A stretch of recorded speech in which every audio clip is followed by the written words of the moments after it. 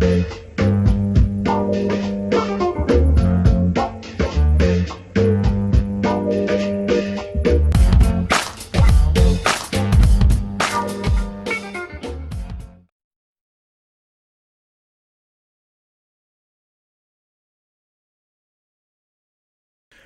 morning, Carenza Lewis. It's a pleasure to have you here on Meet the Archaeologist. Could you Kind. could you possibly just formally introduce yourself and also what you're up to and where you're based at the moment? Okay, well, my name is Carenza Lewis. I'm an archaeologist and I am Professor for the Public Understanding of Research at the University of Lincoln. And I just started that back in September of last year, having previously been at the University of Cambridge. Right, excellent, excellent. And would you say, I suppose, just diving straight into that really, would you say that public understanding of archaeology is crucial? Well, I think it's hugely beneficial. Hmm. You can probably live without it, but all research has shown that people benefit hugely from being in better contact with the past around them, knowing their environment better. They feel enriched by the fact that they know what's around them and they understand it better. It's a great way of building communities, people getting together, getting to know each other. And you know, I was spent 10 years running an outreach unit in Cambridge, and that came up again and again. You'd expect people would think finding things was the most exciting thing of getting involved in a dig or field work or whatever. But again and again, what came out top on the feedback was always meeting people. And this is often in small rural communities where you think everyone would know everybody. Hmm. And it just, people love it. It's outdoors, it's healthy, it just feels life enriching. So I think it's important because it's an easy win in a way. It's a great way of making people feel better. And it's a great way to develop skills and things as well. You know, it's a very diverse range of skills that you can gain from it without feeling like you're being kind of consciously trained in a way. Hmm. It has that sort of feeling you're learning by doing. You're not sitting around having to do some, you know, I don't know if you've ever been on those management training courses where they make you build towers out of Lego or things so that eggs won't get broken when you drop them, you know, and I can see it's all building team working skills and stuff. Hmm. Hmm. But, you know, they feel artificial and you sit there thinking, God, I've got about 10 million emails to answer. I've got better things to do with my time right now. But actually, if you get people involved in something that's genuinely making a new contribution, making new discoveries, and they're developing those sort of skills of team working and creative thinking and reflective learning and, you know, time management and project management, you know, that's a great way to do it. Yeah, so it's almost archaeology as a communal activity as opposed to simply letting the public take a peek behind the curtain. Oh gosh, yes. I Yeah. mean, I've always thought about. I spent years on time team, and you know that was people sitting in their living rooms watching what was going on. And lots Hmm. of people used to come and visit us, but realistically, you can't have 3 or 4 million people turning up at the site. And we did one or two projects that, you know, series of programs that did get people digging, and they were really, really popular. But what Hmm. I've done since then, since 2005, when I set up the sort of outreach unit in Cambridge, and are continuing now, is about getting people involved. And to me, you know, Mark, it just seems obvious because there's lots and lots of people out there who absolutely love getting involved, making new discoveries, understanding what they're discovering. We can do so much more with more people. You know, there's never enough. I mean, any sort of research, really, and that's why my chair's in public understanding of research rather than Hmm. just archaeology or just history or whatever. It's the same model sort of works for everything. You know, there's thousands of people, probably more than that. You know, you only have to look at these kind of online, you know, crowdsourcing platforms when people sit and spot galaxies or count penguins or whatever. You know, people really enjoy doing something that feels worthwhile. Hmm. And if we can involve people in that, we can discover so much more. We don't Hmm. have to have just a few case studies that have been looked at. We can get a huge amount of, you know, more sites or more galaxies or whatever it is that are known about. Well, therefore, do you think that possibly part of your role is also actually evangelizing to the academics, in so much as I quite frequently in the job that I do and how I do it come up against, and I do mean against readers and academics who say things like, yes, but if I share my work openly and publicly, it's open to criticism by anyone. And they don't seem to. It's fascinating that people seem to be scared in some ways from our side of the fence, inverted commas, of interacting with the public. Do you spend a lot of time trying to tell your colleagues to dive in? Well, I try and lead by example, I suppose. I think, yeah, of course, you can say to people, well, yeah, people who don't want to get engaged with public do it for lots of different reasons. I mean, some cases there are confidentiality issues. I mean, in other cases it's a personality thing. Some people just aren't very good talking with big groups of people. Some people don't like standing up in front of a crowded room. So there's all those sorts of reasons. Then sometimes there's that anxiety that, if you share your knowledge, it's no longer yours exclusively. But actually, most members of the public, they don't want to be academics. They don't want to sit and, do all of that. They're really interested in what they're working on. When I work in, archaeology, I work particularly on historic settlements. It's what I've always specialised in. So we've got lots of people who live in these historic settlements. They're really interested in finding out about them.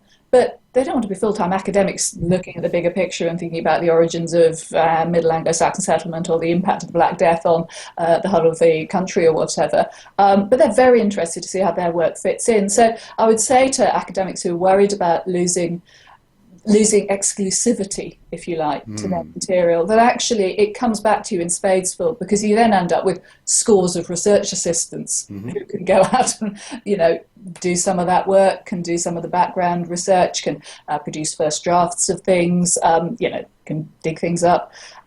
So I think it is changing as well. I think that the idea that kind of getting the public involved would, if it's easy enough for the public to understand, it must be pretty simple. I don't think that idea holds good any longer. There's a lot of good television, which, if you explain something in a straightforward way without resorting to jargon, it doesn't mean it's simple, it just means it's sensible, it makes sense.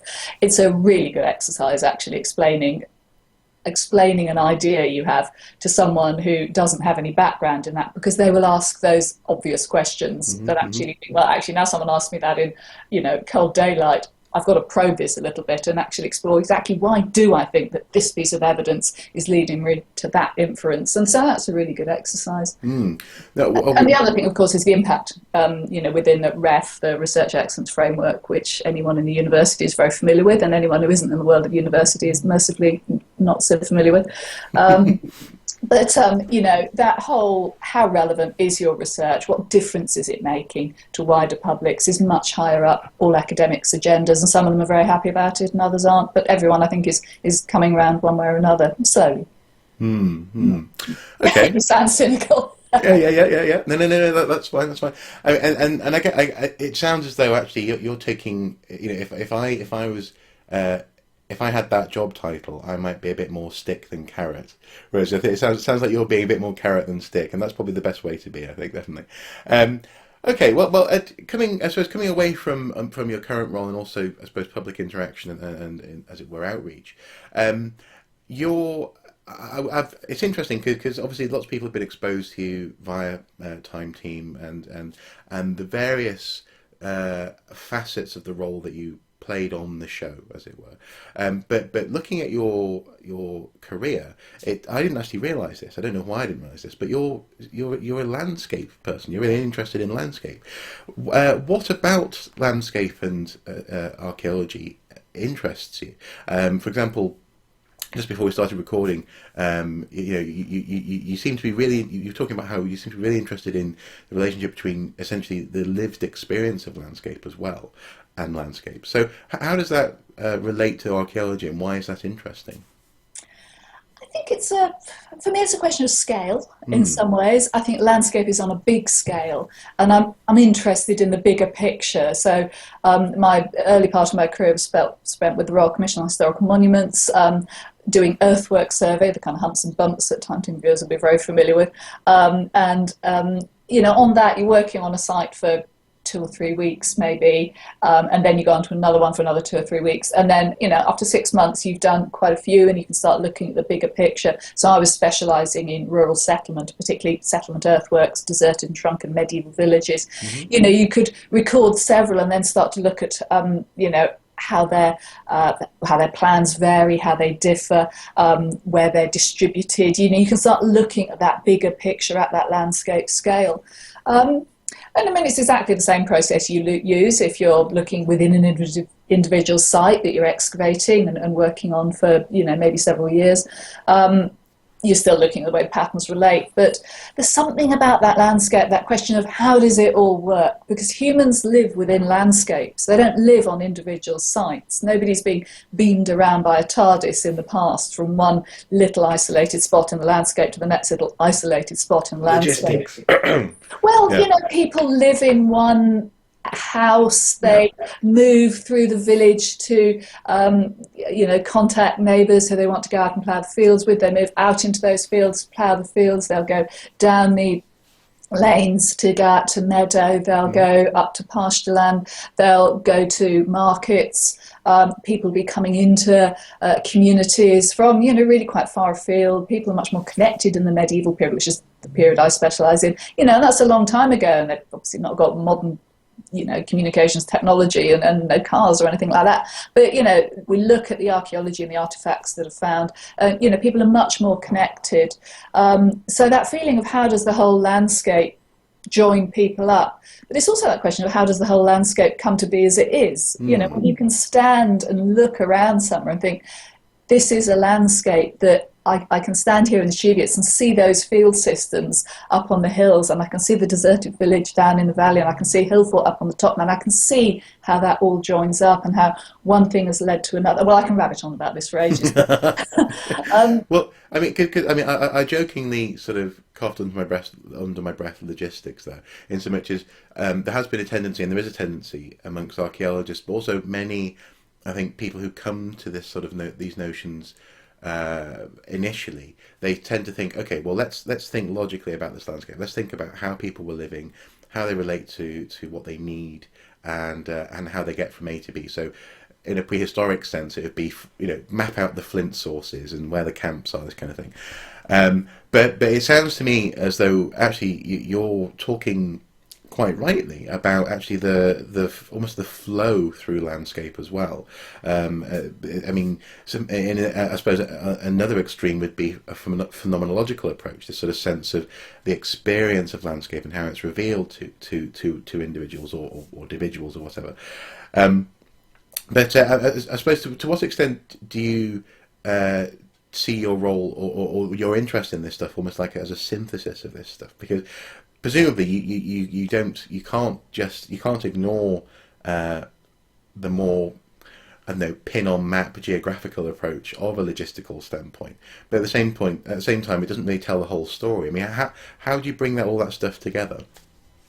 Well, I think that's exactly what our responsibility is in many ways. And that goes back to that sort of public understanding thing. You need to bring it all together, partly because it makes it more interesting for members of the public, but partly because it makes sense for ourselves. So I absolutely want to try and pull it all together, and that's what I'm always trying to do. I mean, just as an example, I've done a lot of my work recently has been involving digging test pit excavations within historic settlements. Because that's what I'm interested in studying. For a long time, my early career was spent looking at sort of deserted and shrunken villages, looking at the humps and bumps, which are obviously where there aren't any houses any longer.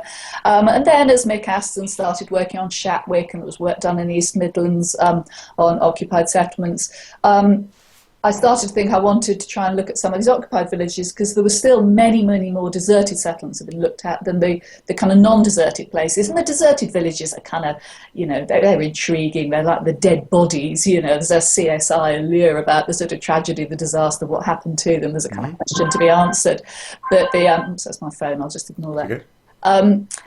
So there's a question to be answered there. But actually, there's just those same questions in occupied settlements, but they don't look as old. They don't look, ancient and deserted. They're just the place where you go to school or, go to the shops or you live or whatever. But digging within those, doing these 1 metre square digs, you get a tiny little pinprick. It's like a biopsy of that settlement. And you get a few sherds of pottery from it. And you'll get a few of those sort of items of people's lives. You might get a broken piece of a porcelain doll's face, for example, from a late 19th century context. You might get a bit of clay pipe or something. You get a lot of pottery. You get lots of flint.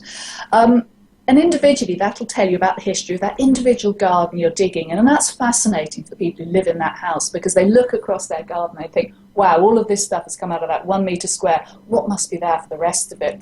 So that's really interesting for that. And then you scale out. So then you do maybe 20 or 30 test bits in that same village, and then you start to put on the map what came from where, and you can start to see which bits of the village were in existence at different times. And then you can look at creating, looking at that kind of more inquisitively. Something I noticed quite soon when we started working on this was that we had a real drop after about the 14th century. The volume of pottery, we'd have lots of pottery running up to the 14th century, very little afterwards. Now, the 14th century is, of course, the century of the Black Death, and a huge number of other demographic setbacks, famines, and so on. And it's known that the population was a lot lower by the end of the Black Death than it was before, but we've never really known how much lower, because the historical documents don't record the right sort of data, the taxation data. The premise of the taxation shifts, so it's a wealth tax before the Black Death and a per capita tax afterwards, so you can't compare like with like. But you can look at the pottery volumes and think, well, actually there was a third of the amount of pottery turning up. This is one way of helping us measure this difference. Then you can look at that village and think, well, that entire street was completely depopulated, whereas this street carries on. That street, that's depopulated, that's got no Anglo-Saxon material. That looks like a medieval extension. It's like when the population's really tightly compressed, tightly under pressure, the village expands into the grotty area, and the minute some other decent plots come up, people move out of it. So then you can look at the whole history of the village. But of course, then you can scale out and look at lots of different villages. So we've done work in over 50 villages across eastern England. We can actually see the impact of the Black Death across those villages. We can see which ones are hit harder, which are hit less harder, and then we can see regional patternings to it. So we can see that Norfolk, for example, is hit much harder than Suffolk. Now, that's not because people in Norfolk are particularly weak and feeble and prone to die of the Black Death at first whiff of a plague bacillus. It's down to other factors. It's probably to do with the agricultural economy versus the market economy and so on. But that immediately gives you other questions to explore. But all the time, this is all these bigger pictures, and of course, we can do the same in Europe and it'd be fantastic to see how it worked across there, the same technique. But all of the time, you're linking that straight back to those individual sherds of pottery. So you can sort of scale up and scale down, and that's when it gets really, really interesting, I think. And it does keep that connection with individuals, with people, because pottery doesn't wander about the landscape on its own. It doesn't make itself. It doesn't drop itself in the ground. You know, you're always connected in with people. It can be easy to forget that when you start to get to the bigger pictures. And that's why, working with wider publics is great, because you're always reminded this is about people. Yeah, it sounds to me like you're the sort of person who probably gets very excited at the potential for these big data projects. So the idea of bringing together, having lots of cross-referenceable data, but at the same time, it sounds like you enjoy getting a close resolution as well. So, I mean, in a fairly comprehensive way, I suppose you've answered the question there in so much as it's about the connection between these points and these spots of light, as it were, as opposed to focusing on individuals. So yeah, that's a very comprehensive answer. Thank you. So now that's not code for long, by the way. No, it's comprehensive. But hopefully it wasn't too bad. Well, I now have a series of questions which I ask everyone really in these interviews, really with a view to getting. Very much as you've just been describing, cross-referenceable answers. So, first of all, what for you is the most satisfying thing about being an archaeologist? Ooh, that's a really interesting question. I suppose everyone probably says it depends. I think it's that moment when you suddenly have an idea, when suddenly think, wow, what about this possibility? And I've just been talking about the Black Death, but I remember the moment when I suddenly thought, actually, this is starting to happen quite a lot in these villages. I'll have a look at this data. So there is that moment when you suddenly think, that's an interesting thought. And then, of course, there's a moment when you have a look at it and think, yep, that really works. That does look like we've got something real going on here. But actually also, it's just that lovely feeling of being out in the open, working on a site. It's a lovely day. You're with great people. There's a wonderful environment. You've got some interesting stuff turning up. It's it's a wonderfully satisfying thing. Whether we were directing a dig at Dunwich in Suffolk over the summer. It's the last thing I did before I left Cambridge, and yeah, it was wonderful. We had lots of people involved. We were making really interesting discoveries. It turns out there's more of the medieval town surviving than we could possibly have hoped. So that was really exciting. But you're at the seaside, lovely sunny weather. It's just fantastic. And all equally, I've worked up on Salisbury Plain in the dead of winter, which has a sort of hardy resilience to it. You feel very alive when you're being buffeted by, massive gales, and there's blasted heath for miles around. Okay. The second question that I ask everyone is, what challenges do you think are on the horizon for archaeology? What do you think is coming up, which professional archaeologists, amateurs as well, possibly need to be aware of and need to be prepared for, possibly? Well, I suppose that depends what part of the world you're working in.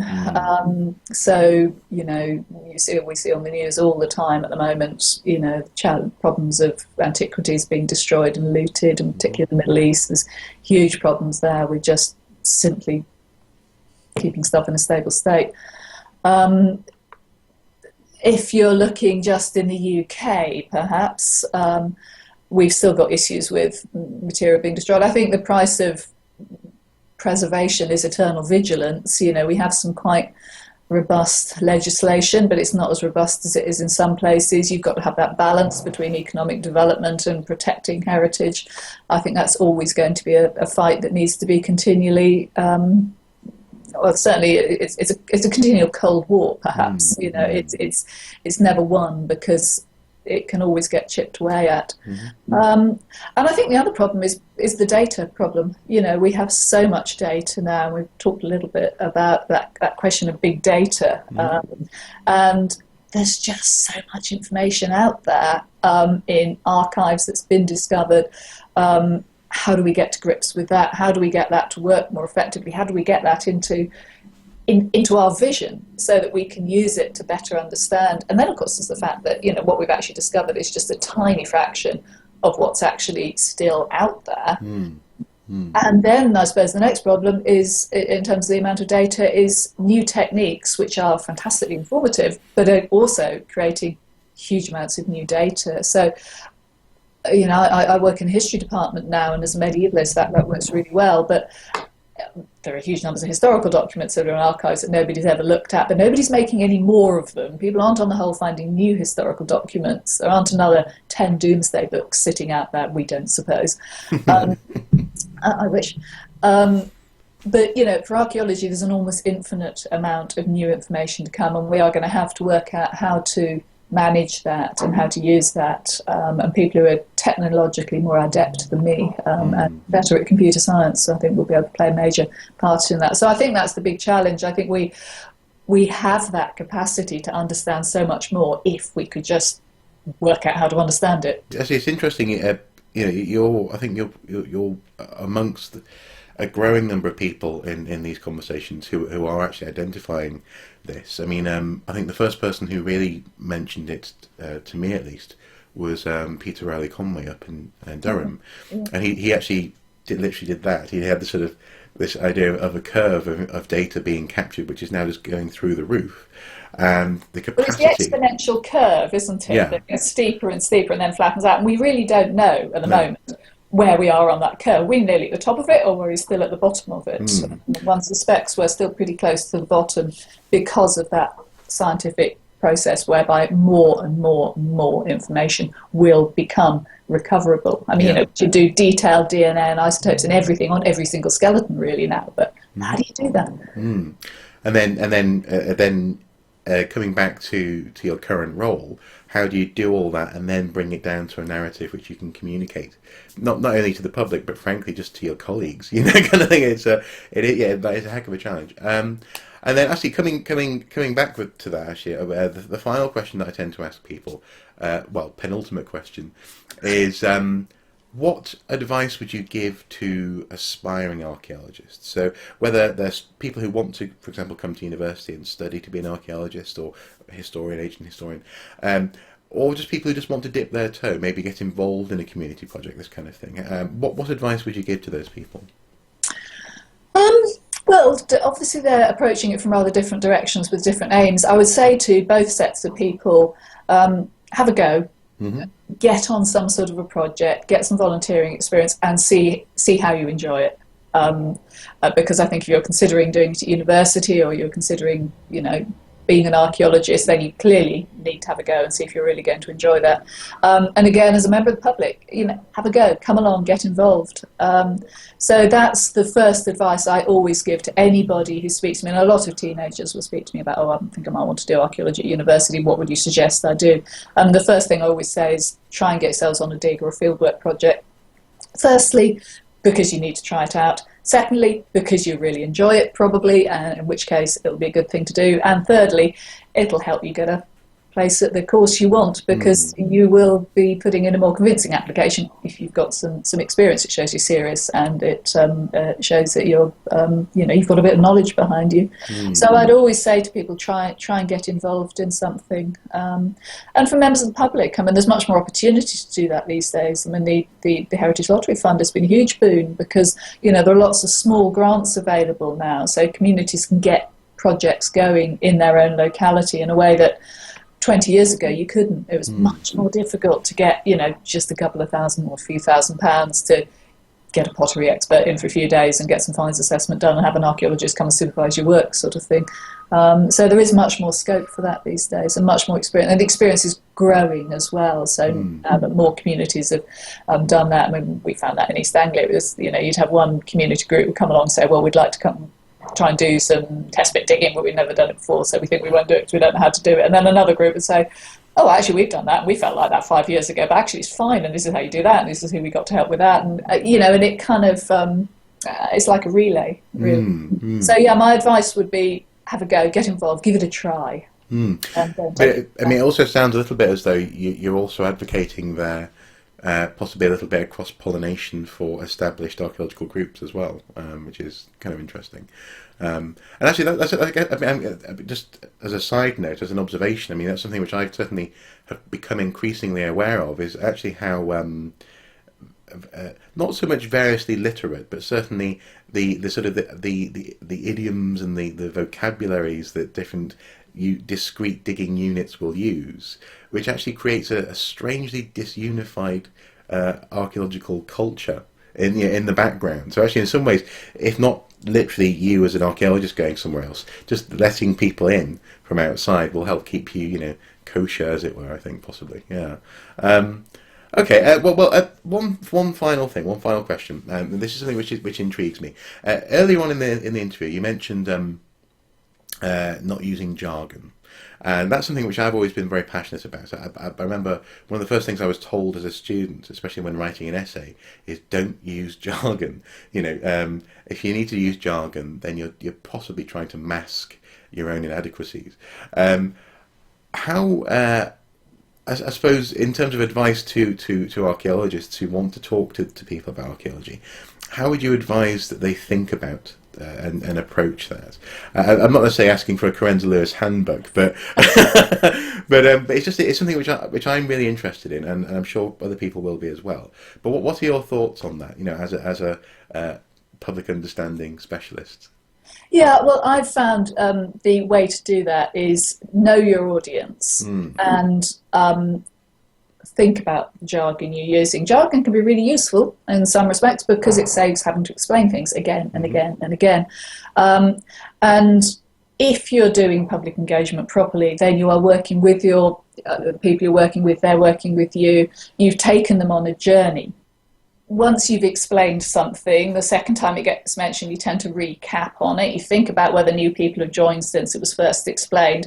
If you've got the same team and you've mentioned things a couple of times, then I'll move on. I'll use that term and build on that. Always any sort of community digs I'm running, we always have an up sum at the end of each day where each supervisor from each trench will do a summary of what they found, and I'll do a kind of overview. And it's very sort of hot off the trowel, as it were. So it's very much, well, this is what I think at the moment, and and it takes people through that process of, well, actually yesterday we thought this was a ditch, but actually it's turned out to be a pit or whatever, or turned out to be nothing.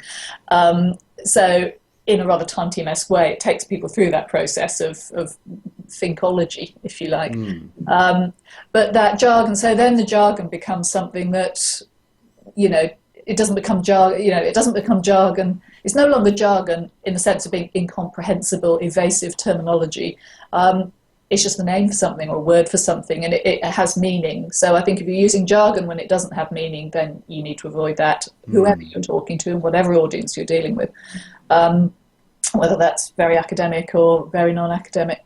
But if jargon means something, then if it's meaningful, you know, like you could say car is a jargon term, isn't it? Yeah. Someone from, you know, the 14th century, you'd have to explain a car to them in a huge amount of detail, but we don't need to do that because we know what a car is. Exactly. And actually, so it sounds a bit as though what you're sort of describing there is ensuring that whoever you're talking to is coming along with you.